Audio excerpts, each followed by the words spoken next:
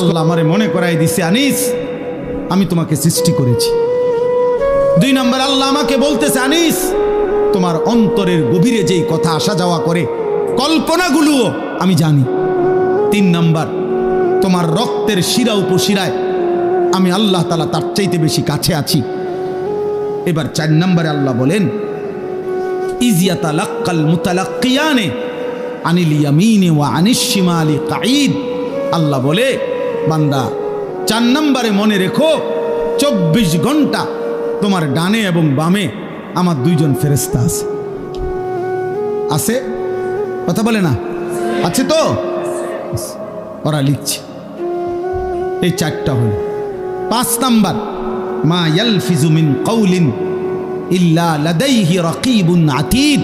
আল্লাহ বলে, বান্দা তারা তো 2 জন আছেই, অতিরিক্ত আরেকজন ফেরেশতা আছে যে তোমার এই 2 জবান মানে 2 ঠোঁটের মাঝখানে যে জিহ্বা, এই জিহ্বা দিয়ে তুমি যা বলো, যখন যা বলো, যা করো, 24 ঘন্টায় তুমি যেই শব্দটাই বলো না কেন, উচ্চারণ করো না কেন, ভালো মন্দ, উপকারী অপকারী, জিকির দাও করো আর গালি দাও, আল্লাহ বলে এই জিহ্বা দিয়ে যা বের হয়, আল্লাহ তাআলা বলেন আমার আরেকজন ফেরেশতা তোমার মুখের প্রতিটা উচ্চারণ লিখে রাখে।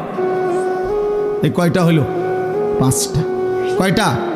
5টা। 1, আমি তোমাকে সৃষ্টি করেছি, আমার থেকে যাইবা কেন? 2, তোমার অন্তরের গভীর বিষয়টা আমি জানি, আমার থেকে লুকাবা কেন? 3, আমি তোমার রক্ত প্রবাহিত শিরা উপশিরা তার চাইতে বেশি নিকটে আছি, তুমি আমাকে লুকাবা কেন? 4, আমার 2 জন ফেরেশতা 24 ঘন্টা তোমার পাশে আছে, তুমি তাদের ফাঁকি দিবা কেন? 5, আমার একজন ফেরেশতা তোমার জবানের সমস্ত উচ্চারণ লিখে রাখতেছে, তাকে আড়াল করবা কেমন? এবার আল্লাহ বলেন, শেষ কথা হলো এই, আল্লাহ তাআলা বলেন, ওয়াজাআত সাকরাতুল মাউত বিল হক। বান্দা এই আমি দেখতেছি, আমি জানি, আমি তোমার কাছে আছি, আমার 2 জন ফেরেশতা, আমার একজন পৃথক জবানের কথা লেখার ফেরেশতা, এই পুরা তত্ত্বাবধানের ভিতরেই আমি আল্লাহ তোমারে জানিয়ে দিলাম, তুমি কাজে লাগাও বা নষ্ট করো হায়াতটাকে, আমল করো কিংবা নাফরমানি করো, আনুগত্য করো আর অবাধ্যতা করো, তুমি মনে রাখো এই অবস্থাতেই একদিন তোমার ওয়াজাআত সাকরাতুল মাউত বিল হক, সত্য সত্য কাজে লাগাও আর বরবাদ করো, একদিন সত্যি সত্যি তোমার মৃত্যু যন্ত্রণা চলে আসবে, মৃত্যুর সময় হয়ে যাবে। আর প্রত্যেক মানুষের মৃত্যুর সময় সর্বপ্রথম তার একটা মৃত্যুর যন্ত্রণা শুরু হয়, এটারে সাকরাতুল মাউত বলে। এরপরে আজরাইল আইসা মালাকুল মউত তার জান কবজ করে, জান কবজের আগেই তার একটা মৃত্যুর যন্ত্রণা হয়। আল্লাহ বলে, যালিকা মা কুনতা মিনহু তাহিদ। এই মৃত্যু যন্ত্রণা থেকেই বান্দা, এই মৃত্যু থেকে তুমি গত 40 বছর, 30 বছর, 60 বছর পলায়ন করতে চেয়েছিলে, কিন্তু সেই মৃত্যু যন্ত্রণা শুরু হবে। মৃত্যুর সময় আসবেই আসবে, হাসলেও মরে যাবা, কাঁদলেও মরে যাবা, সুখে থাকলেও মরে যাবা, দুঃখে থাকলেও মরে যাবা, রাজপ্রাসাদের অট্টালিকায় থাকলেও মরে যাবা, জীর্ণ কুঠির কুড়ে ঘরে থাকলেও মরে যাবা। জীবনে কোনোদিন দুঃখ যদি না পাও তবুও মরে যাইবা, জীবনে কোনোদিন সুখও যদি না পাও তবুও মরে যাবা, কোনোদিন যদি না হাসো তাইলেও মৃত্যু হবে, কোনোদিন যদি না কাঁদো তাইলেও মৃত্যু হবে। 7টা মহাদেশের মালিক হলেও মরে যাবে, কোনো কিছুর মালিক না হলেও মরে যাবে। প্রিয় বন্ধু, শুধু মৃত্যু না ভাইয়া, একটা সাংঘাতিক কথা, এই শেষ কথাটা মনোযোগ দিয়ে শুনেন। সাকরাতুল মাউত মৃত্যু যন্ত্রণা, প্রত্যেক মানুষের মৃত্যুর যন্ত্রণা হবে, এটা আল্লাহর ফয়সালা। সে নবী হোক, উম্মত হোক, পৃথিবীর সর্বশ্রেষ্ঠ নেককার হোক আর পৃথিবীর সর্বশ্রেষ্ঠ কাফের হোক, নাফরমান হোক, মৃত্যু যন্ত্রণা সবার হবে। তিনি নবী হন আর উম্মত হন, মৃত্যু যন্ত্রণা সবার হবে।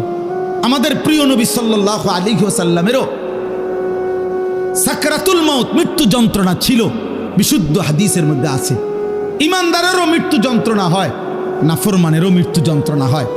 বাকি একটু পার্থক্য হইল, ইমানদারের মৃত্যুর যন্ত্রণা যখন শুরু হয়, খুদার কসম ইমানদার তখন খুশিতে আনন্দে উৎফুল্ল হয়ে যায়, আর দিল দিয়া তখন ভাবে আমার বন্ধুর সাথে মোলাকাতের সময় হয়ে গেছে।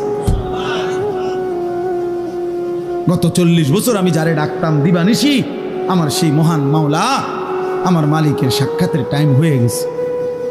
এই জন্য মুমিনের মৃত্যু যন্ত্রণা তার কাছে আনন্দকর, মজাদার, তৃপ্তিদায়ক। কারণ সে বুঝে এবার আমার মাহবুব, এবার আমার মাওলা, এবার আমার আল্লাহর সাথে আমার সাক্ষাৎ হবে।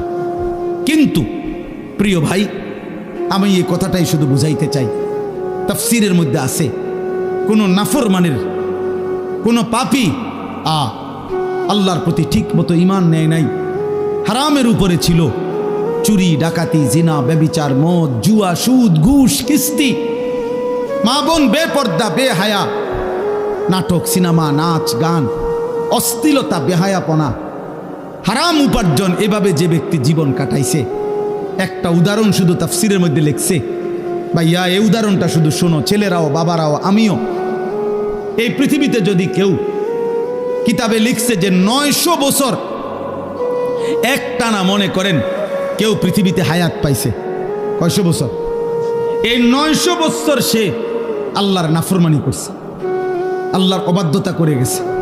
কিন্তু 900 বছরে 1 সেকেন্ড কোনোদিন তার কষ্ট হয় নাই, কোনোদিন সে কোনো দুঃখ, কষ্ট, বেদনা পায় নাই। মনে করেন, ধরে নেন 900 বছরে কোনোদিন কষ্ট কাকে বলে, দুঃখ কাকে বলে, যন্ত্রণা কাকে বলে সে বুঝে নাই, সে বুঝে নাই। খোদার কসম, তাফসীরের মধ্যে লিখছে, এমন ব্যক্তি 900 বছর টানা নাফরমানি করে কিন্তু কোনোদিন যে এক বিন্দু কষ্ট পায় নাই, ওই ব্যক্তিরও 900 বছর পরে যখন মৃত্যুর যন্ত্রণা শুরু হবে, আল্লাহর কসম, কসম খোদার তাফসীরে লিখছে, 1 সেকেন্ডের মৃত্যু যন্ত্রণা শুরু হলেই ওই নাফরমান তার 900 বছরের দুনিয়ার বেঁচে থাকার হায়াত, সুখ আর আনন্দ 1 সেকেন্ডেই ভুলে যাবে। কবরের আযাব পরে, জাহান্নামের আযাব পরে, হাসরের আযাব তো পরে মিয়া। এই মৃত্যু যন্ত্রণার 1 সেকেন্ডেই সে তার সুখের দুনিয়া সব ভুলে যাবে। এজন্য 60 বছরও যদি নারী দেখো, ছবি দেখো, হারামের উপরে থাকো, হারামখোর, মৃত্যুর প্রথম সেকেন্ড তোমার দুনিয়া ভুলাই দেবে। মৃত্যুর প্রথম সেকেন্ড। ইমানদারের মৃত্যু যন্ত্রণাই যেখানে ভয়ানক, নাফরমানের মৃত্যু যন্ত্রণা কেমন? আমার কাছে কিতাব আছে, ওয়াজাআত সাকরাতুল মাউত বিল হক, আরবি কিতাব, এই কিতাবের নামে এটা। ওই কিতাবের মধ্যে লিখছে, নবীজির একজন বিখ্যাত সাহাবী হযরত আমর ইবনুল আস, ওনাকে জিজ্ঞেস করা হয়েছিল মৃত্যুর পূর্বে, ওনার ছেলে আব্দুল্লাহ ইবনে আমর ইবনুল আস, ছেলেটাও সাহাবী ছিল। উনি জিজ্ঞাসা করছে যে, আব্বা, আপনি তো নবীজির একজন বিখ্যাত সাহাবী, এই মৃত্যুর পূর্ব মুহূর্তে মৃত্যুর যন্ত্রণা, সাকরাতুল মাউত আপনার কাছে কেমন লাগতেছে? নবীর সাহাবী বলতেছে, ইয়া বুনাইয়া কাআন্না জিবালাদ দুনিয়া আলা সাদরি ওয়া কাআন্নি আতানাফাসু মিন সাকবিল ইবরা। সাহাবী বলে, বাপ, ছেলেরে আমার, মৃত্যুর এই পূর্ব মুহূর্তে সাকরাতুল মাউত, মৃত্যু যন্ত্রণাটা আমার কাছে মনে হচ্ছে এই পৃথিবীর সমস্ত পাহাড় আমার বুকের উপরে চাপা দিয়ে রাখছে। কাআন্না জিবালাদ দুনিয়া আলা সাদরি, আর আমি যেন একটা সুইয়ের ছিদ্র দিয়া, সাকবিল ইবরা, সুইয়ের ছিদ্র দিয়ে আমি যেন নিঃশ্বাস নিতেছি। আমার কাছে মৃত্যু যন্ত্রণা এমন মনে হচ্ছে। হযরত নূহ আলাইহিস সালাম 950 বছর দুনিয়াতে ছিলেন, ইমানদার নবী। ওই কিতাবে লিখছে, নূহ নবীকে মৃত্যুর পূর্বে জিজ্ঞেস করা হয়েছিল, যখন ওনার মৃত্যু যন্ত্রণা শুরু হয়েছে, ওনারে বলছিল যে, হে নবী নূহ, আপনি দুনিয়াতে কতক্ষণ ছিলেন, কতদিন ছিলেন দুনিয়া? উনি বলছে, আমার মনে হইতেছে এক ব্যক্তির একটা ছোট্ট ঘর ছিল, যেই ঘরের 2টা দরজা, এক দরজা দিয়া ঢোকে, আরেক দরজা দিয়া বাইর হয়। উনি বলেন, আল্লাহর কসম, আমার মনে হয়েছে আমি যেন দুনিয়ার হায়াতে এতটুকু ছিলাম যে এই ব্যক্তির এই ঘরের এই দরজা দিয়ে ঢুকছি আর ওই দিকে বাইরে এই কদ্দুর আমার মনে হচ্ছে। অথচ কয় বছর? 9.5 বছর। উনি বলতেছেন আমার এখন কখন? সাকরাতুল মউতের সময়। প্রিয় ভাই, নবীর যদি হয় এমন, সাহাবার যদি মনে হয় এমন, তো তোমরা যারা নামাজ পড়ছো না দোস্ত, তোমাদের কি মনে হবে? হারামখোর আপনার কি মনে হবে? এই সুদখোর, কিস্তিখোর, হারামখোর, কেমনে মৃত্যুর ওই প্রথম সেকেন্ডের যন্ত্রণা কেমনে সইবেন? আম্মা জান আয়েশা রাদিয়াল্লাহু তাআলা আনহা বলছে রাসূলুল্লাহ সাল্লাল্লাহু আলাইহি সাল্লাম সাকরাতুল মউতের সময় নবীজি সাল্লাল্লাহু আলাইহি সাল্লাম বারবার পানি দিয়া নিজের হাত মুবারক নিজের চেহারা মুছতেছিলেন আর বলতেছিলেন আল্লাহুম্মা আইন্নি আলা সাকারাতিল মউত। নিষ্পাপ নবী, মাসুম নবী, এক যাররা যার কোনো গুনাহ নাই, সেই নবী রাহমাতুল লিল আলামিন নবী, তিনি আল্লাহর কাছে বলতেছিলেন মৃত্যুর পূর্বে, আল্লাহ মৃত্যুর এই যন্ত্রণার মুহূর্তে আপনি আমার সাহায্য করেন। নবীজির দোয়া, এটা বিশুদ্ধ হাদিস। নবীজি বলতেছিলেন, বারবার কালেমা পড়তেছিলেন, লা ইলাহা ইল্লাল্লাহ ইন্না লিল মাউতি সাকারাত। আল্লাহ আপনি ছাড়া কোনো ইলাহ নাই, আল্লাহ মৃত্যুর বড় যন্ত্রণা, মাওলা মৃত্যুর বড় যন্ত্রণা। আপনি কে? আমাদের কি হবে ভাইয়া? এই শেষ আমার কথা, শেষ আমার চাচারা, বাবারা, হ্যাঁ আপনার আমল আপনি ঠিক করেন। 60 বছর বিড়ি খাইতে খাইতে কবরে যাইবেন, একটা গরু জবাই করিয়া গেরাম খাবাইয়া আপনারে বেহেস্ত দিয়ে দিব। হ্যাঁ হ্যাঁ 41 দিনের দিন গেরাম খাবাইয়া 3 গরুর রূপে বর করে আপনি বেহেস্তে যাইবেন গা। কি ভাবছেন চাচা? মস্কারি নাকি? আখেরাত মস্কারি, আখেরাত খামখেয়ালি। আপনার 60 বছরের সুদ, আপনার 60 বছরের কিস্তি, আপনার 60 বছরের বিড়ি, আপনার 60 বছরের গালি, আপনার 60 বছরের টেলিভিশনের নাচ গান, আপনার 60 বছরের নাটক সিনেমা দেখা, আপনার 60 বছরের চা দোকানের আড্ডা, 40 দিন পরে মানুষ 200 মেহমানদারি কইরা খালাস করলো, খালাস। খামখেয়ালি, হ্যাঁ খামখেয়ালি মনে করছেন। আখেরাত, আখেরাতকে আমরা খামখেয়ালি মনে করছি। অসুবিধা নাই, মানে ওটা মনে করছে অসুবিধা নাই, আমার ফুতাইতে আছে, গরু জবাই করে গেরাম খাবাইব। হ্যাঁ গরুর ভিডিও বার করে উনি ব্যস্ত যাবো। হ্যাঁ হ্যাঁ গরুর পিঠে করে বেহেস্তে চলে যাবেন।